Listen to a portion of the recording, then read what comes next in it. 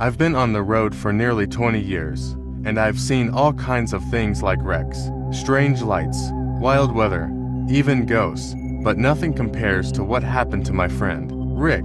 He disappeared somewhere along Route 50, that long stretch through Nevada. They call it the loneliest road in America. Rick and I started out from Sacramento the same morning. We were both hauling produce to Denver. We planned to meet up at a truck stop near Ely by midnight and rest, then roll out together the next day.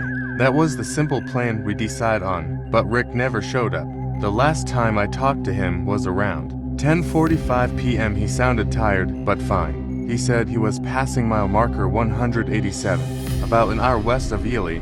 Then the line crackled and went dead. I tried calling back but get nothing. Figured it was just bad reception in the desert. When I reached the truck stop, his truck wasn't there. I waited an hour. Then two, around 3 a.m., I called dispatch, but they hadn't heard from him either. That's when I started to get uneasy.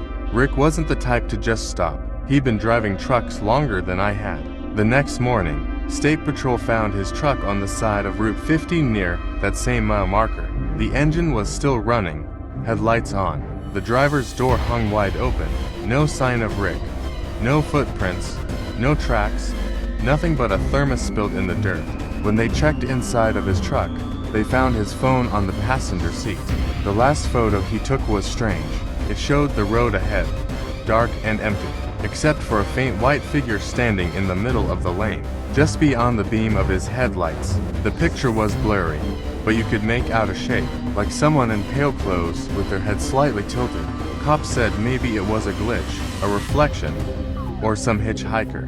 But the weird part, there were no other tracks on that stretch of road, just Rick's tire marks pulling over, and then nothing. 2 weeks later, a ranger found one of Rick's boots about a mile off the highway, near an old dried-up well. They said the laces were burned, and the sole looked melted. The ground around it was black, like it had been scorched, but there hadn't been any fires in the area. I drove that same route again months later, hoping to see something, maybe just to make sense of it. When I reached mile marker 187, my CB started hissing like crazy. Then, through the static, I heard a voice. Low, broken, sounded just like Rick, saying, "Don't pass here again." My hands went cold. I floored the gas and didn't look back. Now, every trucker I know avoids that road after dark.